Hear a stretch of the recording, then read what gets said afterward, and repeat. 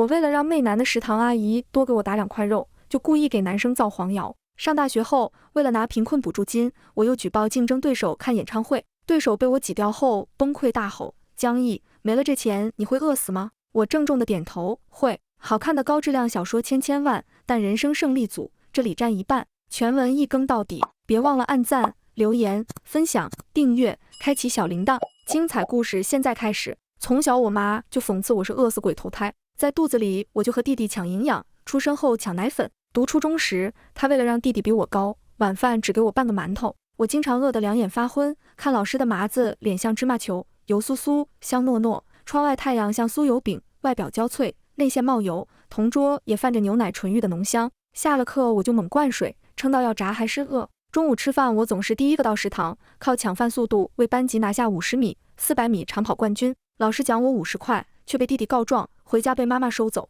你吃穿喝哪样不花我的钱？还敢藏私房钱，今晚馒头也别想吃。闻着饭桌上的红烧肉味，我假装吃饭用力咀嚼，幻想再咬肥糯的红烧肉，可还是失败了。大半夜胃像着火，出门上厕所看到茶几上爸爸打牌剩下的零钱，2个钢镚1张纸币，我没忍住开始偷钱，最少5毛，最多2块，3天2头拿。我知道会被发现，但透油大包子、热乎乎的面条、油冒泡的酥油饼太香了。很快同学们流行辣条，5毛1袋，我不敢买，因为买了就没钱吃晚饭。在吃好和吃饱之间我没法选，馋得不行就问同桌吃完的辣条袋子能不能蘸馒头，同桌诧异后分我半袋。吃多了我愧疚，没零食分享，愧疚变成自尊。最后我偷了5块，买7、8包辣条全送同桌。晚饭时我去买肉包子，却发现妈妈举着擀面杖朝我奔来。在害怕和吃之间，我边跑边吃，可还是被带住。死丫头学会偷钱了，大家看看，这就是我家丫头，好吃好喝还偷他爸的钱。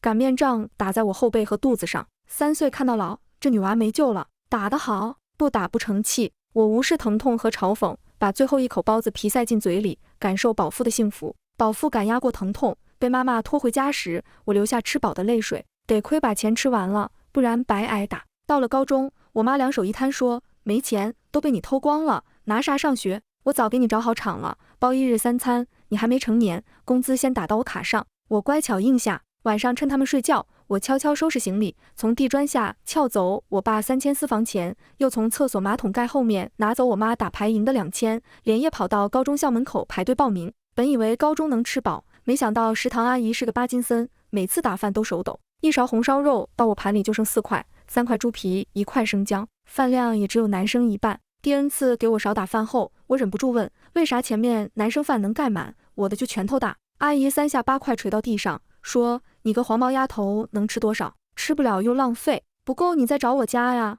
我火速吃完盘里饭菜，去夹菜时，阿姨又说只能免费加饭，加菜刷饭卡。我一算余额，觉得能吃饱饭也还行，于是我每顿都跑去加饭。然而人一旦吃过好吃的，再吃白饭就没啥滋味了。同桌金苗很善良，不爱吃肉，每次打红烧肉就把肉给我，自己吃土豆。他说他从不吃来历不明的肉，谁知道这肉年纪会不会比他还大？嘿，这可巧了，我啥肉都吃，猪肉就算年纪比我大也无所谓，能吃饱就行。可随着同桌去瑞士读书，我每餐的肉又没了。走之前，金苗把饭卡留给我，我懒得注销，剩下的钱你帮我用光。我连连道谢，帮他清理课桌上的书。到食堂吃饭才发现，卡上居然有整整1000块。我第一次难过到吃不下饭。全世界除了爸妈姨，每个人都对我很好，好到我不知道咋报答。屋漏偏逢连夜雨，阿姨的帕金森又犯了。这次红烧肉炖土豆，精准的只剩土豆没肉，我一下子火了，凭啥不给我打肉？阿姨不耐烦的用铁勺敲饭盆，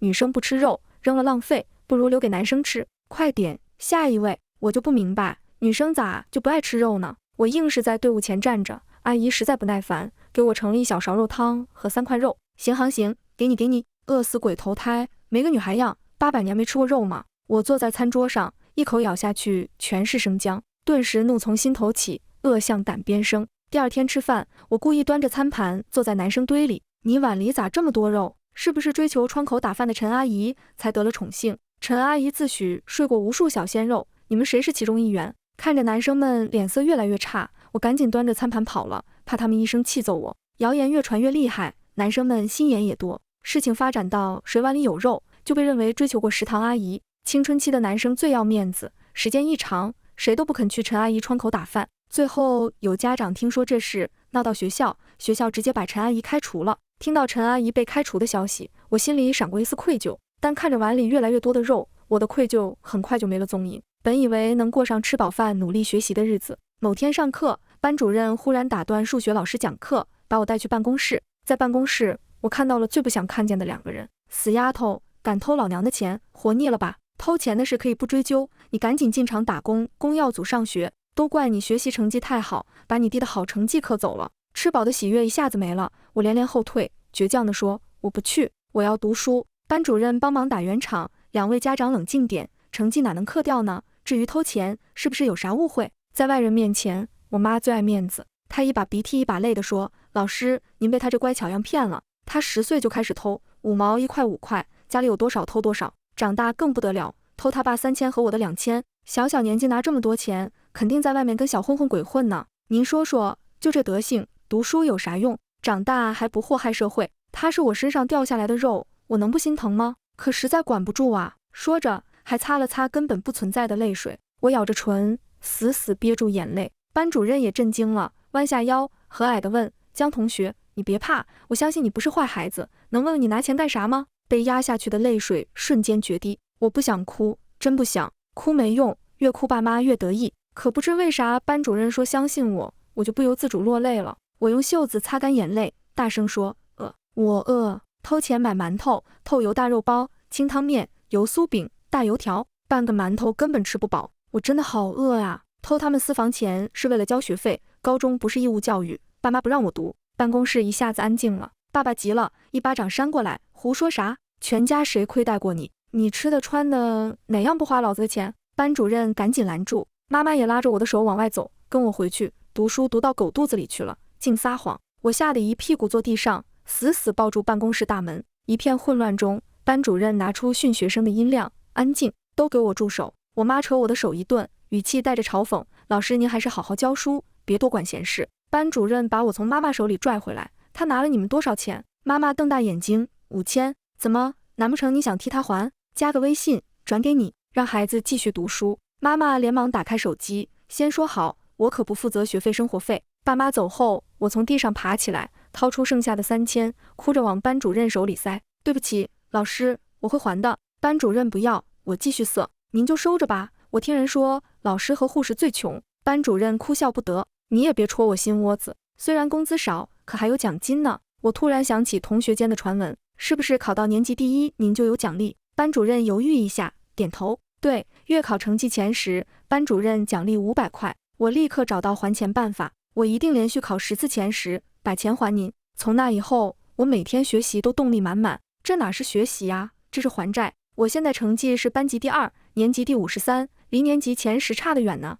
我没啥天赋，只能埋头苦学，把努力变成常态，持之以恒的坚守，翻越一座座大山。考试后，同学们纷纷祝贺我成绩飞升，年级12。我的天，江毅，你这成绩能进小班了，大佬，受我一拜。我一点喜悦都感觉不到，就差2名，班主任500块奖金没了，我真没用，我对不起班主任，我还不如进厂拧螺丝呢。班主任喜笑颜开地来到教室，发现我哭了，知道我的想法后，掏出3张红票子，年级前10奖500，10到20名奖300，来，分你100，咱们师生共同进步。我没要，心里的愧疚莫名减轻了许多。我拿笔郑重地在笔记本上写下：3月21日，欠款4700。接下来的1个月，我头悬梁锥刺股，白天不睡午觉刷数学习题，晚上一边洗澡一边背单词，睡前在心里过一遍高考必考文言文及注解。我一心扑在学习上，都没注意到桌上草稿纸越用越多，宿舍熄灯时间越来越早，聊天声越来越小。等到4月月考，我终于如愿考到年级第9。班主任脚步轻快得很，脸上笑容不断，还破天荒请客，不只请我，全班都请，美其名曰祝贺江毅同学考入年级前10。那是我吃过最好吃的汉堡。教室里闹哄哄的，电子黑板上放着007电影。班主任坐在教室最后一排望风，遇到巡查老师就赶紧撤。要不是看到班主任袜子上的破洞，我可能还会一直这么磨蹭着还钱。听其他老师说，班主任是独生子，家里还有生病的爸妈。我想过周末去兼职赚钱，可高中哪有周末呀？周末的课堂叫补习，还得交补课费，1个月就放1天半假，回家洗个澡睡个觉，还得兼顾7、8张试卷，哪有时间打工？正在我愁眉苦脸的时候，突然被旁边女生的聊天吸引了。情书写好了，可我不敢送，人家谢家树是年级第一，哪看得上我这种无名小卒？这话不对，你就是你，独一无二的你。你告白是你的事，他不接受是他没眼光，要对得起自己的暗恋。可我还是不敢，万一被年级主任抓到，我妈会杀了我的。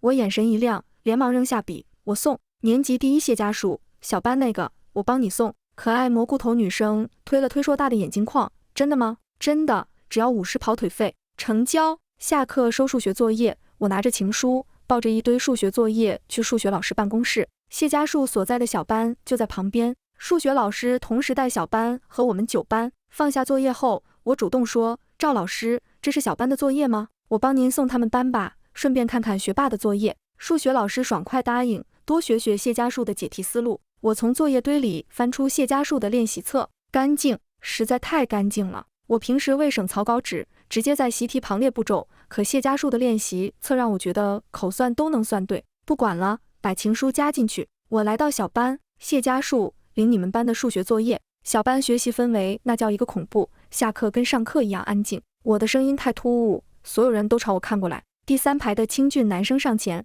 我递作业时特意强调，一定要打开看看，一定。然后跑得没影了。顺利送达后，我一战成名，越来越多女生打听我，让我给谢家树送情书。我利用色情书的机会偷学谢家树解题思路，赚钱学习两不误。第 N 次把情书塞进练习册后，谢家树少见地拦住我，欲言又止地说：“我们现在主要任务是学习。”我一愣，我这不正努力学习吗？谢家树艰难开口：“等你考进年级前5，我就答应。”说完，不等我解释，转身就走。我挠挠头，又不是我写的情书，管他答不答应，而且每封情书字迹都不一样，傻子也能猜到啊。最重要的是，谁稀罕年级前5？我的目标是年级第1。周5课间，我像往常一样去送作业，顺便送情书。一个女生忽然拦住我，能不能帮我送给霍南青？我点头，哪个班的？17班最后一排那个校霸。我辗转2趟，终于找到霍南青。对方惊讶又带着审视：“你不是在追谢家树吗？”我直接点名，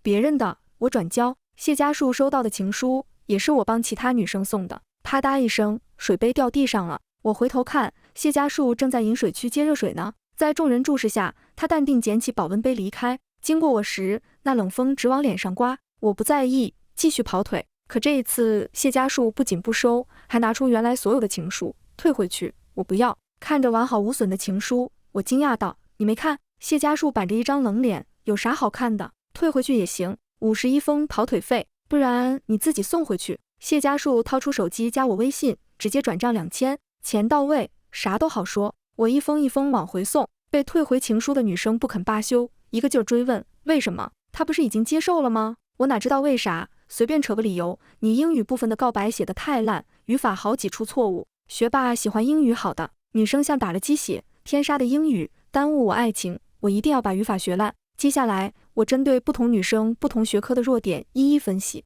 可没想到还有女生不死心，接着让我送，甚至加价到81趟。这下刀山火海我也得去。诚然，谢家树的眼神确实像刀子，冷飕飕的。他毫不犹豫赚了我50，送回去。好嘞，如此这般送来送去1个月，到了5月份月考后，我惊讶地发现收入增加了，成绩还进了年级前5。暗恋谢家树的女生为了让学霸满意，纷纷努力学习补短板，总分像火箭一样往上冲。送情书送出了良性循环，这真是笔好生意。周3，我正像往常一样去给谢家树和霍南青送情书，年级主任突然出现了。站住，把手里东西交出来。我观察你们3个很久了，完蛋，小命要没了。走进年级主任办公室那一刻，我决定把事扛自己头上，绝不暴露暗恋女生。做生意得讲信誉，出卖客户就是自寻死路。因为我们3人里有2个年级前5，主任也不敢骂太狠，苦口婆心地说：“你们还小，不懂啥是爱，只是追潮流。”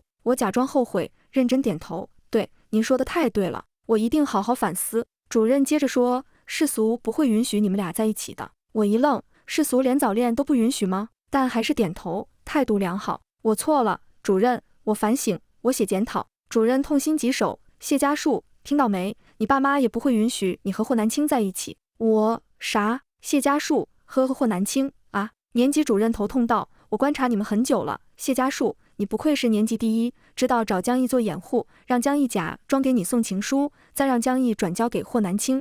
但老师啥大风大浪没见过，你这点小伎俩瞒不过我。这都啥跟啥呀？涉及到2个男生的清白，我不能再沉默，赶紧开口澄清，不是这样的。不是这样是哪样？难不成是你同时追求谢家树和霍南青？说着，主任看我的眼神就像在谴责渣女。不得不说，这确实是表面看起来的真相。正当我打算认下渣女称号时，谢家树忽然搂住霍南青的肩膀：“主任，您猜对了，我们是真爱。”霍南青。虽然霍南青无比震惊，但罕见的没开口反驳。主任一副了然的样子：“行了，江毅，你先出去，这件事和你无关，以后别再给人当靶子。”我又想解释，霍南青却道：“江同学，谢谢你帮我掩护，你先出去吧。”在2人催促的目光下，我同手同脚走出办公室大门。煎熬了2个小时，这2人终于出来了。我上去道歉：“对不起，我把钱赔给你们，真的对不起。这个污点可不是钱能弥补的。”谢家树摇头：“要是真觉得愧疚，就给我带1周早餐。”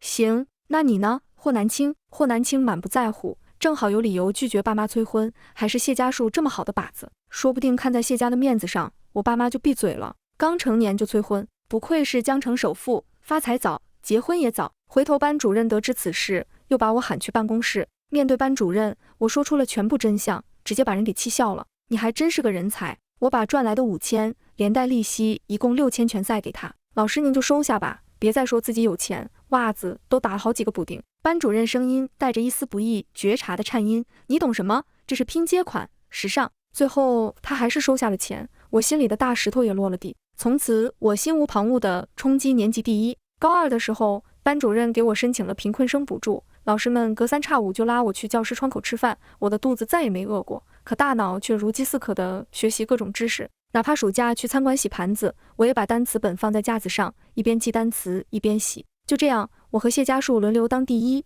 成绩越卷越近，有2次还考了一模一样的分数，并列年级第1。可我还是不满足，想把他甩在后面。到了高3，我依旧在平行班学习，尽管年级主任多次劝我去小班，可我舍不得班主任，也舍不得同学。我把笔记本放在公共图书区免费传阅，同学来问问题，我也细致解答，但他们很少来打扰我，还经常开玩笑，有讲题的功夫，不如多写几道题，争取把谢家树比下去。高考的时候，班主任比我还紧张，科学玄学一起上，给大家讲解高考小技巧。高考后，谢家树第1次来班上找我，问你想去哪所学校？我毫不犹豫回答北大。他了一声就离开教室。3年学习就像一场梦恍惚飘过，梦醒了，我搬离宿舍，再次回到陌生的家。可刚进门，就发现家里坐着一群陌生人。见到我，妈妈露出久违的笑容，看，这就是我女儿，明媚大气，成绩也好，听说次考年级第1，不信你们去一中的光荣榜上看。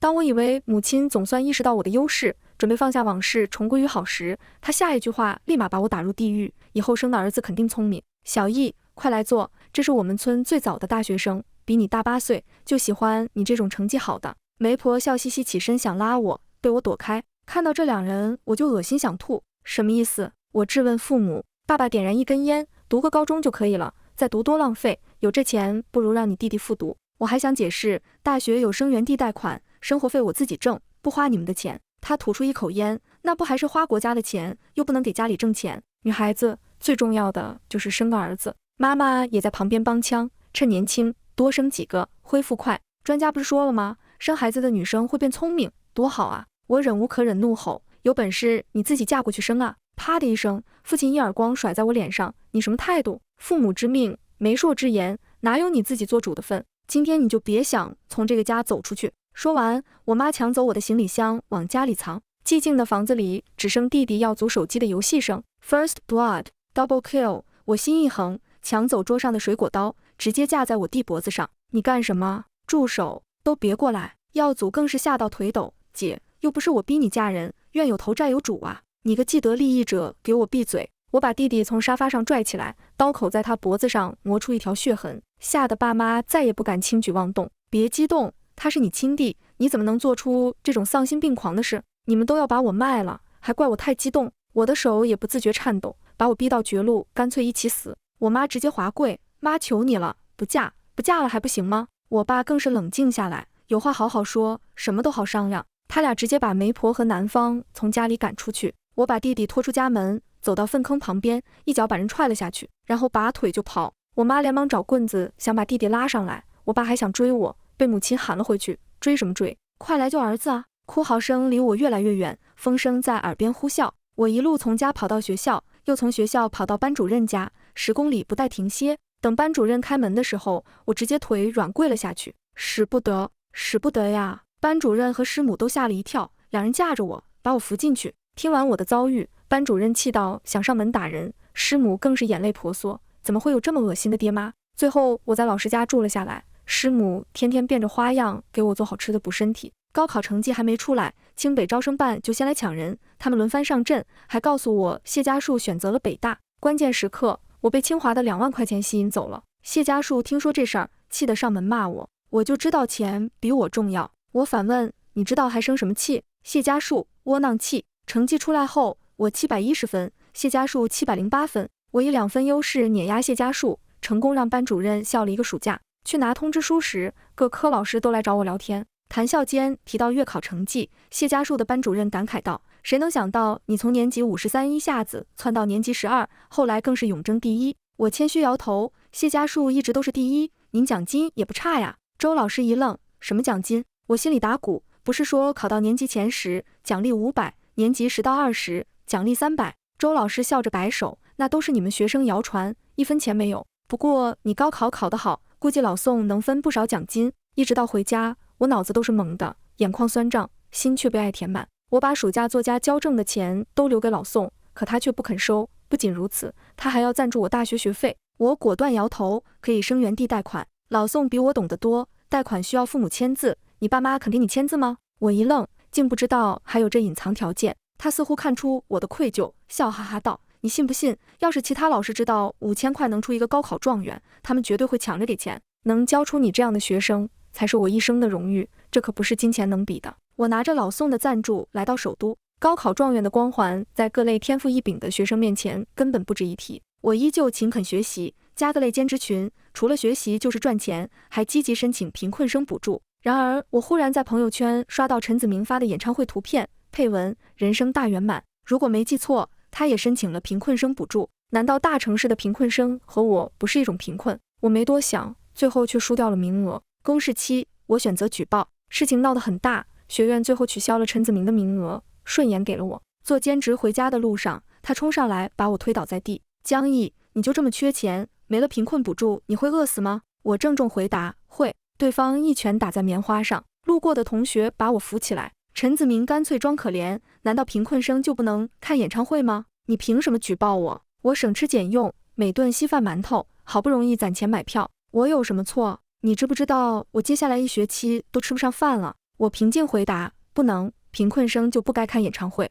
斩钉截铁的回答把陈子明都给镇住了。我冷静道，演唱会能吃吗？能喝吗？饿到需要贫困补助的人根本不会考虑演唱会。当物质基础都没保障的时候，你跟我谈精神愉悦，那我只能说你还不是真穷。陈子明愣住，随后想起什么，指着我的手机道，哪个贫困生用得起苹果手机？你不也是装穷？我把手机掏出来看清楚了，我用的是荣耀2手机，只要200。不过最近我想换成红米，麻烦大家帮我砍一刀。围观群众莫名其妙就掏出手机帮我砍价，最后我699拿下新手机。至于兼职，你也可以去呀，我又没拦着你赚钱。陈子明依旧不死心，我记得你之前抽奖中了苹果16，说不定被你藏起来，故意装穷给大家看。我再次甩出买卖记录和捐款记录，早卖了，拆都没拆，我还拿着钱去食堂加了鸡腿呢。剩下的钱我捐给了贫困山区的午饭计划，明细清清楚楚，还想质疑啥？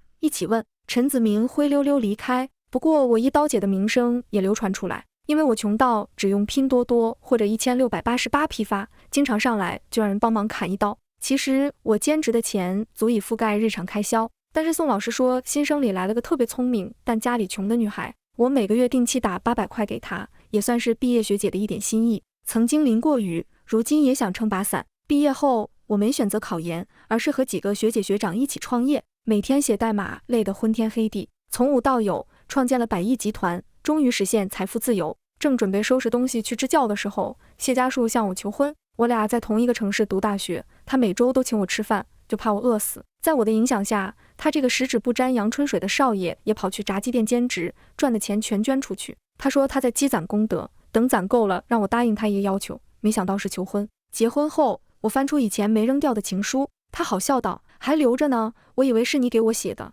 特意拿保险柜锁着，结果你竟然只是跑腿。”我反问：“为什么你觉得我没写？”这下他惊呆了，连忙把情书都拆开，终于找到了熟悉的字迹，一封淡黄色的信纸上写着江一2个大字。他笑着笑着，眼泛泪花，紧紧把我抱在怀里。谁不喜欢天边明月呢？只是那时候的我自卑到连信都不敢正大光明的写，混在其他同学的信封里，把炽热的心一起埋藏。好在时光不晚，人依旧。谢家树番外，我初中同桌是个变态女，对着老师流口水，还把太阳当大饼。最恐怖的是，她经常在我身上嗅来嗅去，还说奇奇怪怪的话。你好香啊！一边说一边咽口水，吓得我差点转学，就怕她哪天把我吃了。直到有一天，她问我能不能把吃完的辣条袋子给她舔，那当然不行，家教不允许。后来每次吃辣条，我就分她半袋，这下她终于不说我香了。有一天下课，她一下送我7、8包辣条。放学后，我想还给她，走到街上却看见她妈妈拿棍子打她，可她不管不顾地往嘴里塞包子。我找管家想帮忙，管家却说人各有命，别轻易插手别人家务事。高中，江一来给我送练习册的时候，我很惊讶，我以为他记得我，没想到只是送练习册。打开练习册，看到粉色情书那一刻，我吓得魂都快飞了，但身体很诚实，果断藏起来，生怕被同学发现。接下来1节课我都没听讲，琢磨着怎么拒绝才不让他难堪。没想到江一送就是1个月，算了，他有这份心就很可贵了，我没理由糟蹋。于是我鼓励他好好学习，等高考后再谈恋爱。没想到情书是别人写的，我的脑补只是一厢情愿，气得我1天都没认真听讲。我知道他缺钱，故意给他送钱，却把我俩送到了年级主任面前。哦，对，还有个讨人嫌的霍南青。为了把江一摘出去，我咬牙承认了兄弟情。当晚回去，我妈天都塌了。我爸人到中年愁了一夜，跑去医院检查能不能生2胎。很遗憾，头胎比2胎更简单。我懒得解释。所以当我带江一回家时，爸妈都把他当救命恩人，就差跪下求他嫁给我。在取向面前，家境悬殊根本不算事儿。婚后我俩成立了慈善基金会，爱可以是小家，也可以是数以万计千万家。